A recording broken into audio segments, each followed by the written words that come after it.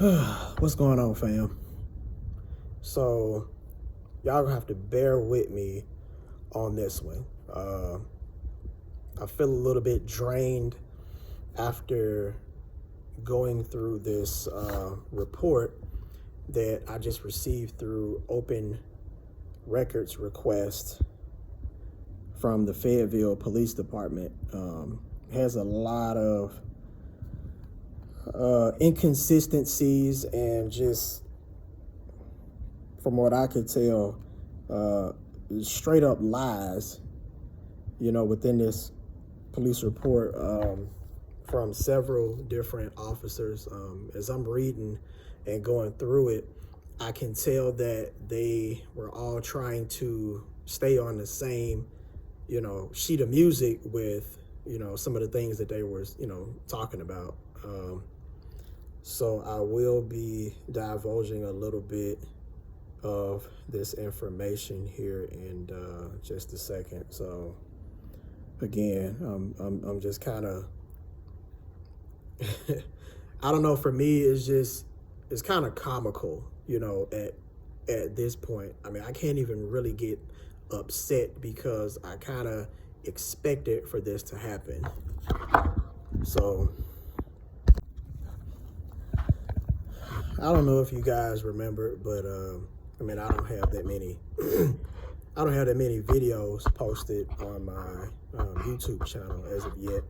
But a few days after the incident, I posted a short, just kind of briefly talking about what had happened with the Fayetteville Police Department and the injury that I received.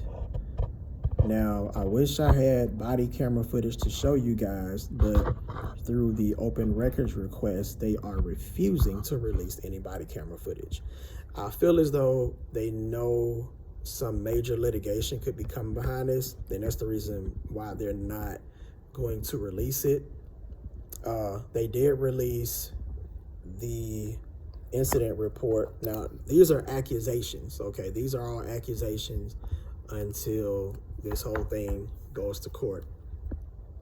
They also let me retrieve audio from a phone call that I had with Captain Kent, who oversees the internal affairs investigations. They did let me receive that from an incident that happened over an alleged tent violation from back in December, where she hung up in my face, and with my recent arrest, where she called me back and told me that from her investigation through my complaint form, it was unfounded. So that's like probably her favorite word to say: unfounded. Everything is unfounded. Okay. I really cannot understand how these people became investigators. I mean, when they're involved in certain situations like this, they investigate themselves and always find no wrongdoing. Now, she was actually involved, not directly involved with the traffic stop, but at some point during this traffic stop when I got arrested, she was on the phone with some of these officers and kind of giving them the green light to say, hey, if you got a charge on them, go ahead and do it. But now this is the same person who's investigating my complaint. It just doesn't make sense. I feel as though they should have, got somebody else to investigate that. I don't know. I see it that is, it being a bias there. You know what I'm saying? It's kind of like investigating your own, something that you was involved in, pretty much. Like, of course you're gonna have these guys back and say, oh yeah, they didn't do anything wrong, but anyway, so again, man, y'all gotta please bear with me, man. I'm drained from reading through these officers' reports and these allegations that have been made against me. But I don't know, y'all. Just look, make it make sense, and try to, you know, I'm gonna try to paint this picture for you guys so that you can kind of see exactly what happened. Let's get right to it. So first and foremost, if you guys haven't checked out some of my previous videos on my traffic stop pertaining my tent back in December, Corporal Lett, L-E-T-T, I'll give you his badge name a little bit later on as I go through this report. He was one of the backup officers on that particular stop. And I didn't post his particular body camera footage, but there were some things that he was saying while he was standing behind my vehicle that I just really didn't like. I didn't really feel too comfortable with. I was just really glad that he wasn't the person who initiated that stop, because I probably would have got arrested back in December as well. He was trying to find any reason, you know, to influence Officer Marcucci to arrest me or write up some type of violation. He was looking at my brake lights, and if it was me, I would have gave him an option. I would have told him, you know, hey, if you don't get out, you're going to jail. You know what I'm saying? And, you know, this is just the type of guy he is. So what actually happened was I saw him, Officer or Corporal Lett, on a traffic stop.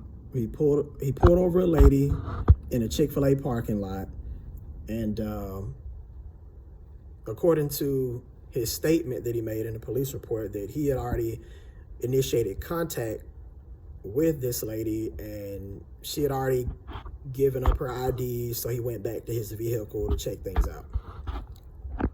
So by the time I pulled up, I parked parallel to his vehicle, you know, and he opened up this dialogue in so many words asking, hey, is there anything I can help you with? So once you open up that dialogue, okay, that means that you want me to respond. You're offering some type of assistance at that point, okay? So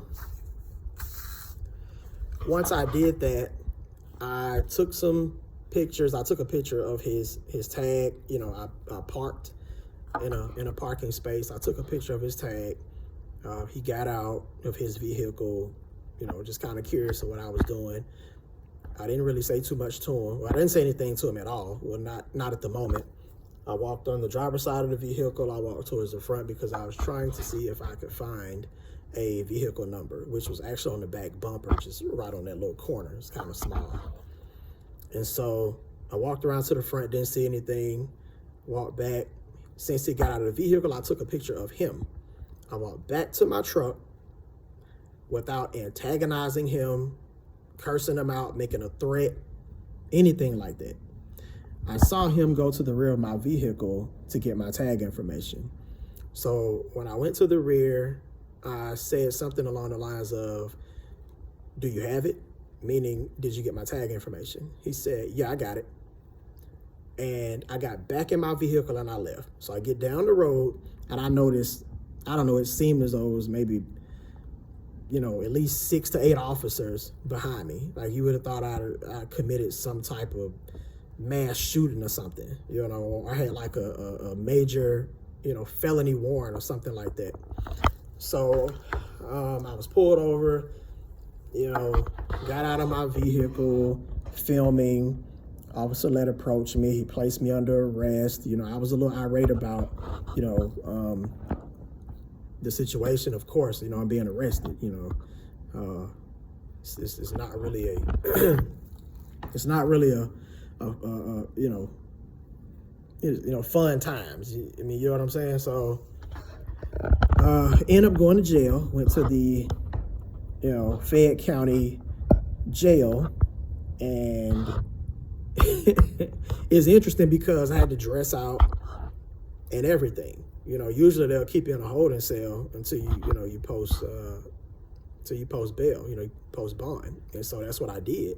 You know, later on, you know, I realized that I had already posted bond around 12:30-ish a.m., but they kept me in there overnight. Now, there were like 2 or 3 people that were brought in after I was. So by the time I got out the very next day, those same people that came in after I did, they were still in the holding cell up front, but they made me dress out.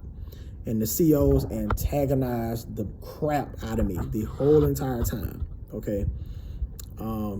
Got out, and, you know, luckily the situation wasn't worse than that, you know what I'm saying?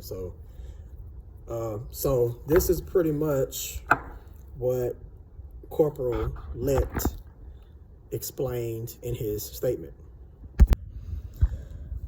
So at this point in the statement, he says, I looked up into my rearview mirror and noticed the vehicle backing into a parking spot a few spots away from my vehicle. I'm going to be jumping around a little bit, but I'm going to try to paint this picture to where you can understand what's going on.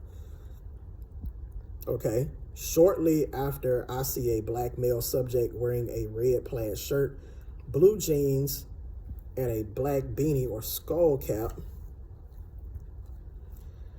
from the driver's side of the vehicle and began walking up with what appeared to be a cellular device in his hand. As the male continued to approach my vehicle, causing me to stop investigating my traffic stop, I got out of the vehicle and asked, how's it going? Can I help you with something? Okay, at that moment, you're opening up a dialogue with me. That means you have something to offer me. If you're asking, you know, can I help you? Now, this time, again, like I said, I didn't say anything to him. You know, I just took my pictures and that was it. So now, in this report, he says, this caused a delay in my current investigation and required me to ascertain if he may be a security threat to myself or the subject of the traffic stop due to officers being ambushed. The male walked back to me where he stood within approximately 2 to 5 feet and took a photo of me while in the lawful discharge of my official duty. So he very well knew what I was doing. He didn't say this gentleman got out of the vehicle and I couldn't tell what he had in his hand. It could have been a gun. It could have been a knife. That's not what he said. Okay, now this is all public records. Again, I'm not going to divulge too much information about, you know, my counter, you know, statement would be, you know, I guess, you know, in the courtroom or whatever. But when my attorney sees this, I'm pretty sure they gonna dissect this way more than what I'm doing right now. So at this point, he called for backup.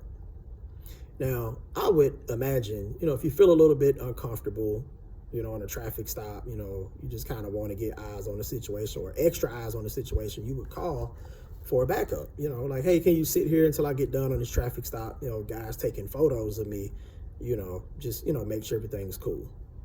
That's it.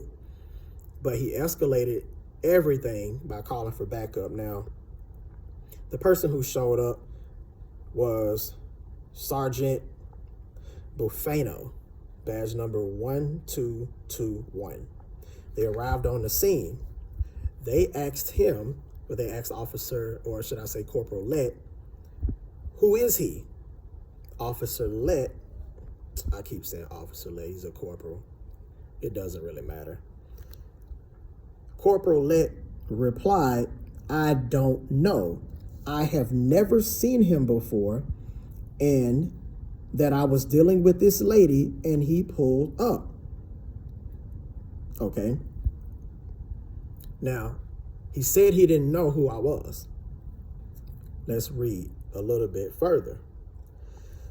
Okay. Now, Sergeant Buffano called and asked, hey, do you see him ahead of me? So at this point, I had already left. I got in my vehicle and left. I didn't want any type of altercation. So now they're in chase mode. We got to go get them. They're trying to track me down like I'm some kind of dog, like I just escaped from jail or something. You know what I'm saying? So let me see. I responded, nah.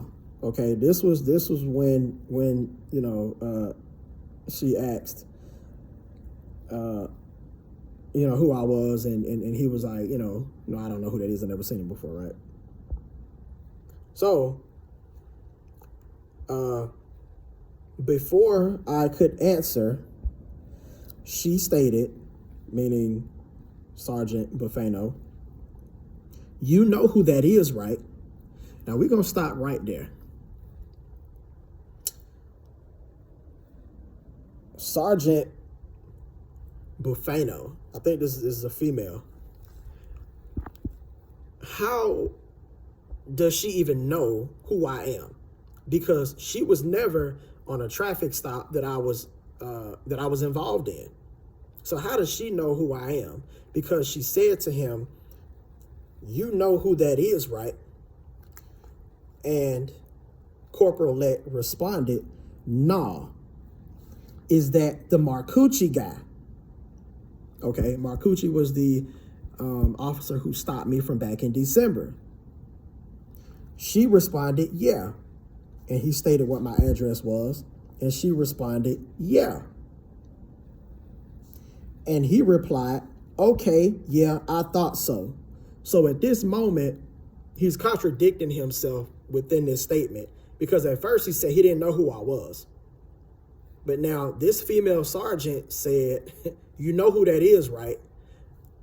How does she know who I am? I never had an encounter with her before.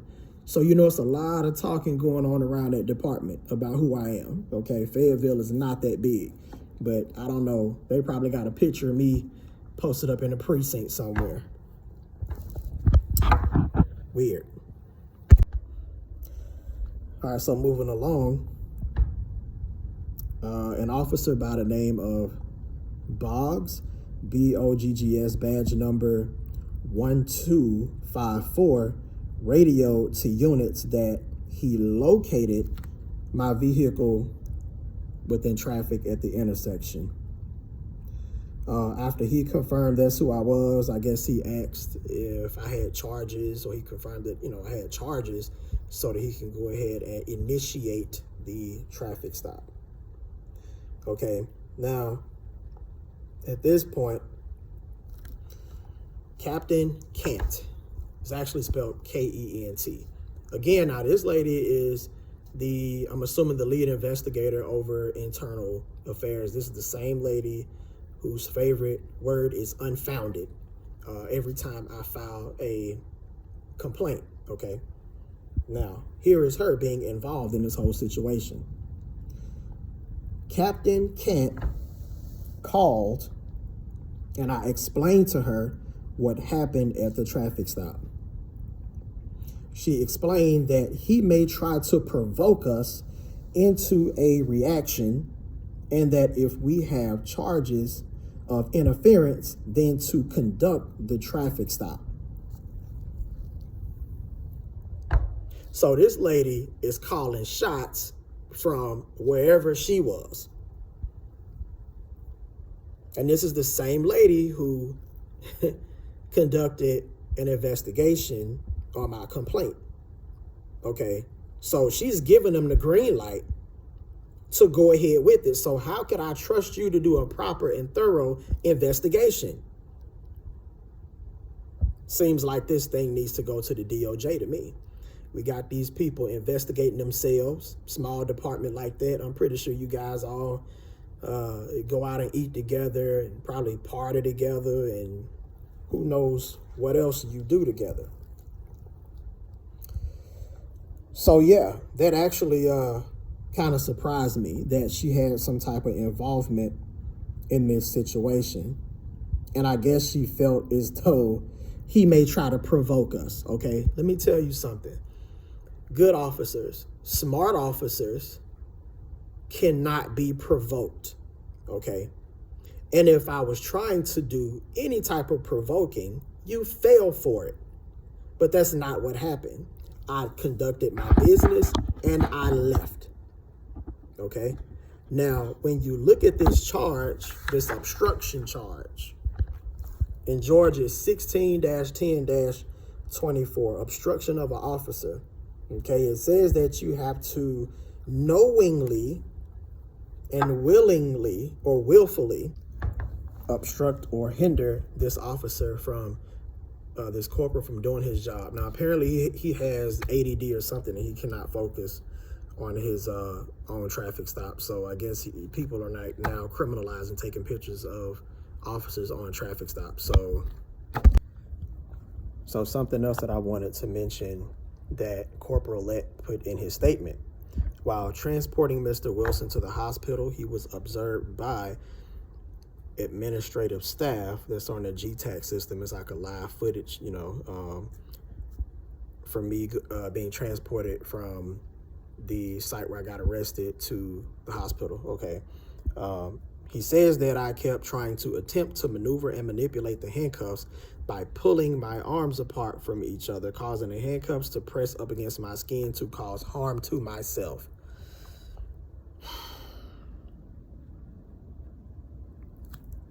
Really?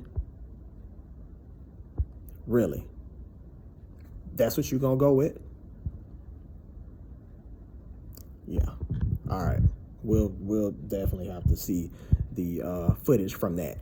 And see, that's why they don't want to release it to me, because they know it's trash. I have never in my life one time had any type of suicidal thoughts or inflicted pain on myself to get attention from someone. I mean, in no situation have I ever done that before in my life. Okay, but this is the statement that he made. And again, these are all accusations, so this stuff has to be held up in court by proof. Okay, I was moving around possibly because, you know, I was in pain. Okay. He also made a statement that someone, maybe a nurse or whoever, told him that I had no injury to my wrist. So he was able to put me back in handcuffs, but he did not add in the report that I was in handcuffs for almost an hour at that hospital. He did not put that in his report. Yeah.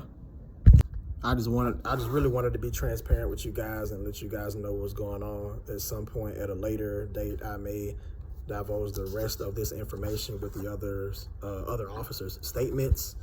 But for now, yeah, read it and weep.